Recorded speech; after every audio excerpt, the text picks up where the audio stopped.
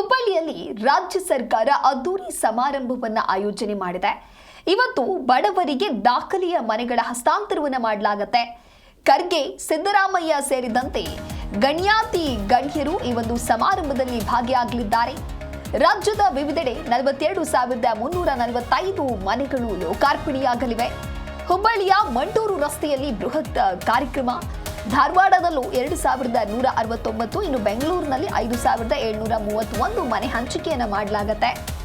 ಕಾರ್ಯಕ್ರಮಕ್ಕೆ 1 ಲಕ್ಷಕ್ಕೂ ಅಧಿಕ ಜನರು ಹರಿದು ಬರಲಿದ್ದಾರೆ. 2,169 ಮನೆಗಳು ಧಾರವಾಡದಲ್ಲಿ, ಬೆಂಗಳೂರಿನಲ್ಲಿ 5,731 ಮನೆ ಹಂಚಿಕೆ ಆಗಲಿದೆ.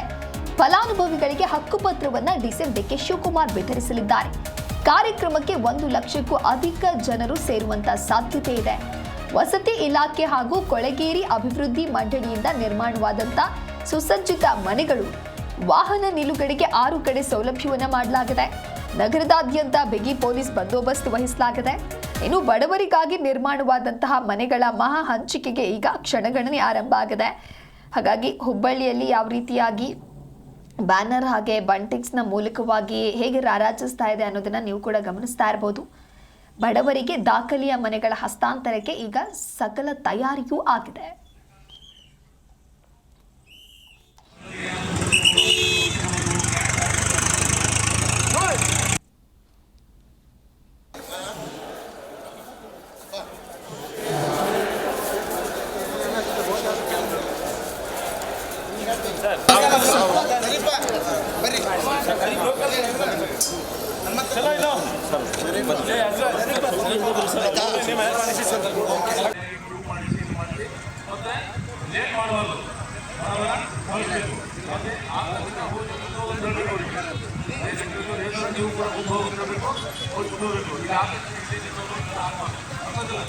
ಅದು ಮಾಹಿತಿ ಇದು ಮಾಹಿತಿ ಎರಡು ಕರೆಕ್ಟಾಗಿ ಹೊಂದಾಣಿಕೆ ಆಗಿರಬೇಕು ಅಂತ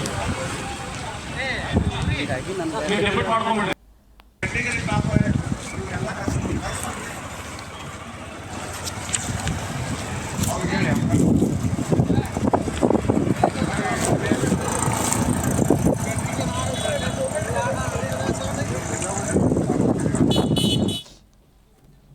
ಈ ಕುರಿತಂತೆ ಮತ್ತಷ್ಟು ಮಾಹಿತಿಯನ್ನ ನೀಡಲಿದ್ದಾರೆ ನಮ್ಮ ಪ್ರತಿನಿಧಿ ಕಲ್ಮೇಶ್ ಮಂಡ್ಯಾಳ ದೂರವಾಣಿ ಸಂಪರ್ಕದಲ್ಲಿ. ಕಲ್ಮೇಶ್, ಹುಬ್ಬಳ್ಳಿಯಲ್ಲಿ ರಾಜ್ಯ ಸರ್ಕಾರ ಅದ್ದೂರಿ ಸಮಾರಂಭಕ್ಕೆ ಯಾವ ರೀತಿಯಾದಂತಹ ಸಿದ್ಧತೆಯನ್ನ ನಡೆಸಿದೆ, ಜೊತೆಗೆ ರಾಜ್ಯದ ವಿವಿಧೆಡೆ ಎಷ್ಟು ಮನೆಗಳ ಲೋಕಾರ್ಪಣೆಗೊಳ್ಳಲಿದೆ? ಹುಬ್ಬಳ್ಳಿಯಲ್ಲಿ ಏಕಕಾಲಕ್ಕೆ ರಾಜ್ಯಾದ್ಯಂತ ಕೊಳಚೆ ನಿರ್ಮೂಲನಾ ಪ್ರದೇಶ ಮತ್ತು ವಿವಿಧ ವಸತಿ ಯೋಜನೆಗಳಿದ್ದಾವೆ. ಬಸವ, ಅಂಬೇಡ್ಕರ್ ಸೇರಿದಂತೆ ಪ್ರಧಾನಮಂತ್ರಿ ಆವಾಸ್ ಯೋಜನೆಗಳಡಿಯಲ್ಲಿ 42,335 ಮನೆಗಳ ಹಸ್ತಾಂತರ ಕಾರ್ಯಕ್ರಮ ಮತ್ತು 22,000ಕ್ಕೂ ಹೆಚ್ಚು ಹಕ್ಕುಪತ್ರಗಳ ವಿತರಣಾ ಕಾರ್ಯಕ್ರಮವನ್ನ ಇವತ್ತು ಹುಬ್ಬಳ್ಳಿಯ ಮಂಟೂರು ರಸ್ತೆಯಲ್ಲಿ ಆಯೋಜನೆ ಮಾಡಲಾಗಿದೆ. ಈ ಕಾರ್ಯಕ್ರಮಕ್ಕೆ ರಾಜ್ಯದ ಮುಖ್ಯಮಂತ್ರಿ ಸಿದ್ದರಾಮಯ್ಯ ಹಾಗೂ ಎಐಸಿಸಿ ಅಧ್ಯಕ್ಷ ಮಲ್ಲಿಕಾರ್ಜುನ ಖರ್ಗೆ ಸೇರಿದಂತೆ ಅನೇಕ ರಾಜ್ಯ ಸಚಿವ ಸಂಪುಟದ ಸದಸ್ಯರು ಮತ್ತು ಕಾಂಗ್ರೆಸ್ ನಾಯಕರು ಸೇರಿದಂತೆ ಅನೇಕ ಆಗಮಿಸಿದ್ದಾರೆ. ಈಗಾಗಲೇ ಎಲ್ಲ ಅಂತಿಮ ಸಿದ್ಧತೆಯನ್ನ ಮಾಡಿಕೊಳ್ಳಲಾಗಿದೆ. ಒಂದು ಹಂತದಲ್ಲಿ ಕಾರ್ಯಕ್ರಮಕ್ಕೆ ಎಲ್ಲವನ್ನ ಪೂರ್ಣಗೊಳಿಸತಕ್ಕದ್ದು. ಇನ್ನು ಕೆಲವೇ ಗಂಟೆಗಳಲ್ಲಿ ಮುಖ್ಯಮಂತ್ರಿ ಸಿದ್ದರಾಮಯ್ಯ ಹುಬ್ಬಳ್ಳಿಗೆ ಆಗಮಿಸಲಿದ್ದು ವಿಶೇಷ ವಿಮಾನದ ಮೂಲಕ ಬಂದು ಆ ಕಾರ್ಯಕ್ರಮಕ್ಕೆ ಚಾಲನೆ ಕೊಟ್ಟಿದ್ದಾರೆ ಮತ್ತು ಅನೇಕ ರೀತಿಯಂತ ವ್ಯವಸ್ಥೆಯನ್ನ ಸ್ವತಃ ನಿಂತು ಕಳೆದ 1 ವಾರದಿಂದ ವಸತಿ ಖಾತೆಯ ಸಚಿವ ಜಮೀರ್ ಅಹಮದ್ ಹಾಗೂ ಶಾಸಕ ಅಭಯ ಪ್ರಸಾದ್ ಅವರು ಈ ಒಂದು ಕಾರ್ಯಕ್ರಮ ಉಸ್ತುವಾರಿ ನೋಡ್ಕೊತಾ ಇದ್ದಾರೆ.